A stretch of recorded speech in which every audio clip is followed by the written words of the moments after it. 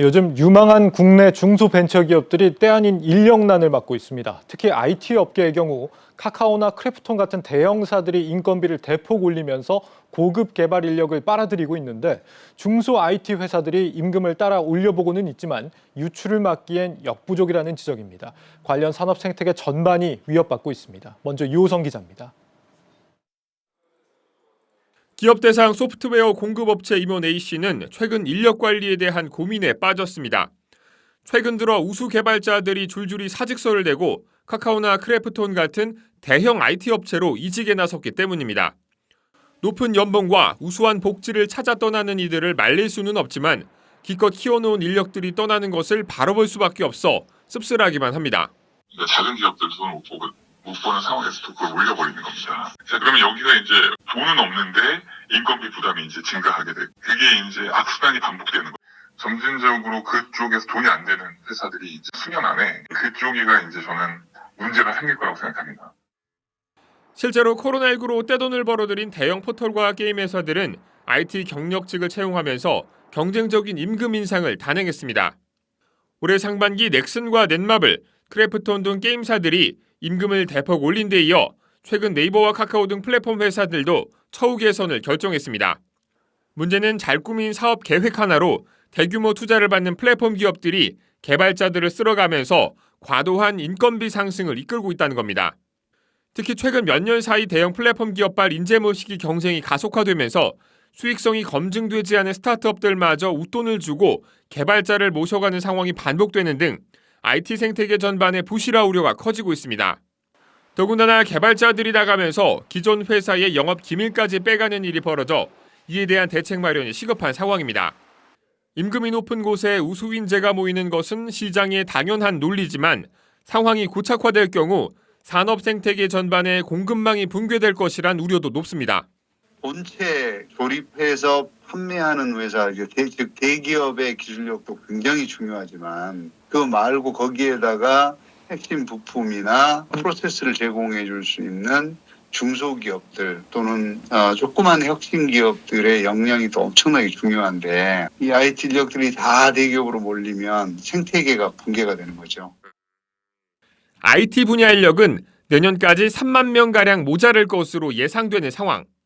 전문가들은 코로나19로 산업 대전환기를 맞은 만큼 당장 실무에 투입할 수 있는 IT 인력들을 키워내야 한다고 조언했습니다. 한국경제TV 유호성입니다. 비슷한 상황은 바이오 산업에서도 나타나고 있습니다.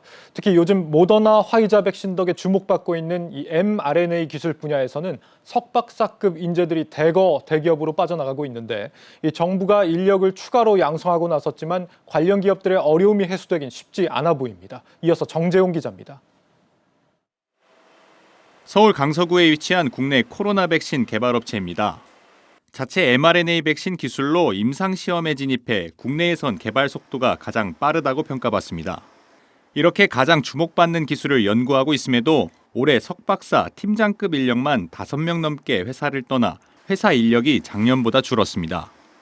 최근 한 1년 동안 팀장급 인력만 해도 5명, 6명 이제 다른 회사로 다 유출이 됐고 훌륭한 회사인 것 같아요. 저희 인센티브도 많이 주고 육로를 하는데도 그래도 아무래도 대기업이나 이런 데 가기 힘들어서 온 친구들이다 보니까 그런 기회가 생기면 쉽게 이렇게 가는 것 같습니다.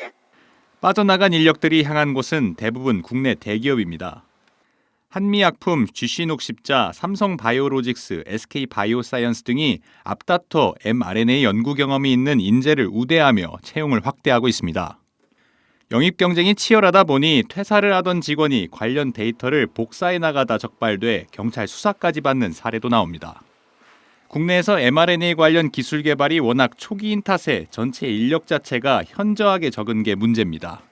모더나 파이자 하면서 백신 하면서 채 1년도 안 되고 mRNA가 전사 치료제 쪽에서 응용했던 부분인데 이제 그조차도 우리 연구진들이 많을 정도로 연구가 안 돼 있는 상태고요. 정부는 국내 인력 수급을 위해 전문 인력 양성 프로그램을 통해 연말까지 120명의 mRNA 인력을 육성한다고 선언했습니다. 하지만 이는 어디까지나 공정 전문 인력으로 당장 연구소 현장에 필요한 석박사급 인재난을 해소하긴 당분간 어려울 전망입니다. 한국경제TV 정재홍입니다. 네, 성장기업부 이준호 기자 나와 있습니다. 이 기자, 이 중소 IT 기업들의 인력난 문제 핵심 결국 어디에 있다고 봐야 될까요? 대기업으로 가고 싶어하는 건 사실 누구나 마찬가지지 않습니까? 그렇습니다. 말씀하신 대로 일단 공급 측면에서 보면은 양질의 교육을 받은 IT 인력들은 대부분 네이버나 카카오 같은 이런 IT 대기업에 가고 싶어합니다. 그러다 보니까 6개월이나 1년짜리 단기 코딩 교육 같은 걸 받은 인력들이 중소 IT 기업으로 유입되고 있는 상황인데요. 예. 그마저도 이들은 경력을 쌓아서 이런 대기업에 취업하고 싶은 게 목표인 경우가 많습니다. 물론 이걸 비난할 수는 없습니다. 인력 공급이 안 되는 상황에서 그나마 있는 IT 인력마저 IT 대기업으로 빠져나가고 있기 때문인데 이래서 중소 IT 기업들의 고통이 반복되고 있는 상황입니다. 그렇다고 현실적으로 단기간에 IT 인력들을 늘릴 수 없다는 점도 큰 문제로 꼽히고 있습니다. 그간 이 4차 산업혁명이 계속 강조되면서 정부가 이제 관련 인력을 육성한다는 얘기를 꽤 오래전부터 한 것 같은데 인력난이 왜 해소가 안 되는 걸까요? 그렇습니다. 결론부터 말하자면 인력 양성을 하고 싶어도 할 수 없는 상황입니다. IT 기업들이 원하는 인력은 코딩 같은 간단한 스킬이 아닌 그 알고리즘을 설계할 수 있는 능력과 잠재력을 지닌 사람들입니다. 그런 점에서 보면 대학에서 1학년 때부터 이렇게 체계적으로 교육을 받거나 네. 복수 전공 등을 통해서 기초적인 논리적 구조와 스킬을 배운 학생들이 필요한 셈이죠. 그게 대학이 해야 할 중요한 인재 양성의 과제지만 현실을 고려하면 사실상 불가능한 수준입니다. 현재 수도권 대학의 경우에는 그 정원 규제로 IT 인력을 양성하고 싶어도 못하는 상황이기 때문입니다. 정부가 IT 인력을 공급한다고 하면서 앞서 말씀드린 대로 그 6개월이나 1년 과정에 IT 교육 지원을 하고 있는데 이것마저도 현실감이 떨어진다는 지적입니다. 앞서 살펴본 것처럼 IT 기업들은 그 단기간에 대량으로 쏟아져 나오는 그런 질이 좀 낮은 인력들을 원하지 않고 있기 때문이죠. 결국 최소한 대학에서 체계적인 IT 정규 교육을 받고 나온 인력을 원하고 있기 때문에 정부의 정책도 효과가 떨어진다는 겁니다.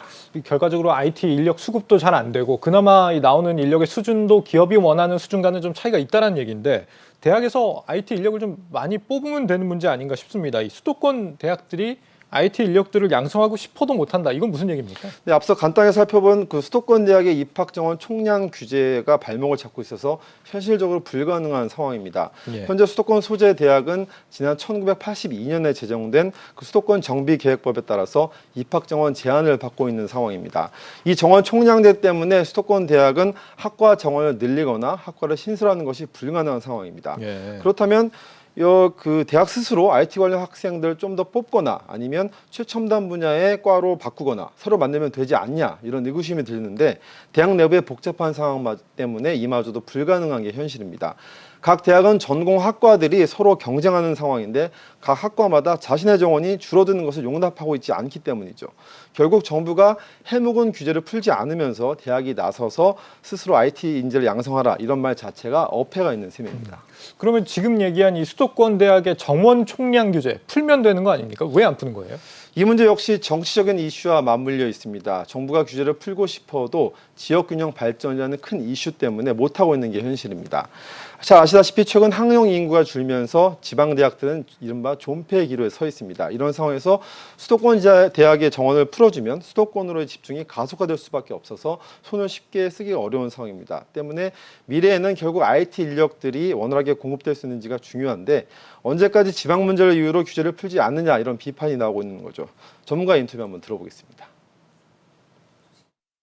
IT 인력 자체가 제대로 공급받지 못한다면 경쟁국인 중국이라든지 예를 들면 미국의 상황을 볼 때 그들이 가지고 있는 IT 인력의 파워를 현재 구조로는 정말 100% 우리가 당할 수 있는 즉 100점 100패할 수밖에 없는 상황이라고 우리가 생각할 수 있거든요. 그러면 균형 발전이라는 화두보다도 오히려 대한민국의 21세기의 미래를 열어간다는 바로 대의 어떤 발상의 전환이 좀 필요하다고 보고 수도권 어떤 정원 제한 같은 경우는 시급히 좀 해결해야 된다고 생각합니다.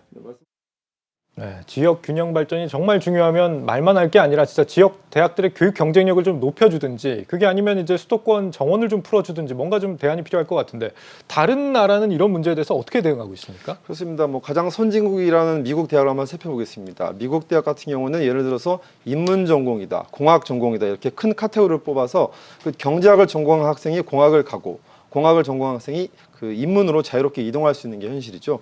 네. 이런 거는 대학 자체가 유연한 학사 구조를 갖고 있기 때문인데 그래서 미국은 산업 현장에서 빠르게 변하는 인력의 수요와 공급을 유연하고 탄력적으로 대응할 수 있다. 이런 구조를 갖고 있다는 평가를 받고 있는 겁니다. 실제 사례를 통해서 한번 살펴보겠습니다. 그 미국 실리콘밸리에서 그 활약하는 인재들 중 상당수가 스탠퍼드대 컴퓨터공학과 출신들인데 네. 표에서 보시는 것처럼 이곳의 정원은 지난 2008년 141명에서 2018년 745명으로 5배 이상 증가했습니다. 같은 기간 한번 비교해 보죠. 국내 최고 대학으로 꼽히는 서울대 컴공과입니다. 이 학과의 학과 정원은 15년째 55명으로 동결됐습니다. 그나마 올해 들어서 70명으로 좀 늘어난 상태입니다. 가까운 나라 중국 상황도 마찬가지입니다. 중국은 정부가 직접 나서서 공교육 과정을 전면 개편하고 AI 인재 양성 과정에 심혈을 기울이고 있습니다. 그 중국의 일부 초등학교에서는 100시간 이상의 소프트웨어 교육을 시행하는 곳도 있고요. 중고등학교 때는 실제 AI 관련 실습을 그 비중을 크게 늘리고 있습니다. 이런 공교육의 기조를 자연스럽게 대학이 이어받아서 중국의 AI와 관련된 학과만 400여 개에 달하는 것으로 전해졌습니다. 그 자동차의 본고장인 독일의 사례도 한번 살펴볼까요? 그 최근 전기차 수요가 급격히 증가하면서 그 독일의 전기차와 관련된 인력들이 대거 현장에 투입되는 것으로 알려졌는데요. 이런 바탕에는 바로 그 아우스빌딩이라는 독일만의 선진 기술 인력 양성 과정이 자리 잡고 있습니다.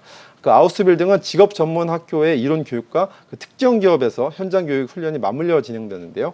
학생들은 최신 기술을 체계적으로 습득할 수가 있고 해당 기업도 이런 맞춤형 인력을 뽑기 때문에 이런 선순환 구조가 이루어지고 있는 겁니다. 현재 독일에서는 300여 개가 넘는 아우스빌딩이 운영되는 것으로 전해지고 있습니다.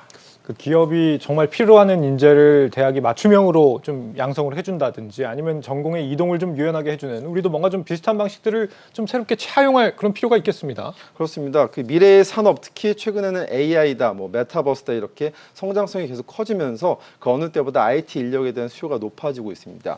그 중소기업은 중소기업대로, 대기업은 대기업대로 IT 인력이 부족하다 이렇게 토로하고 있는데요. 실제로 그 배경은 LG전자 AI 연구원장은 이런 말이 한 적이 있습니다. 대학에서 배출되는 학생을 다 수용하더라도 기업의 AI 인재는 매우 부족한 상황이다 이렇게 밝힌 바가 있죠. 예. 그 앞서 말씀드린 대로 정부가 규제를 과감하게 풀어서 정책 방향의 대전환이 필요하다는 지적이 계속 나오고 있고요.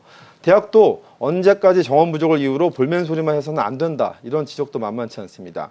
이런 틀에 박힌 사고로는 양질의 인재 양성은 물론 그 대학 스스로의 경쟁력을 떨어뜨릴 수 있다는 겁니다. 마지막으로 전문가 인터뷰로 들어보면서 마치겠습니다.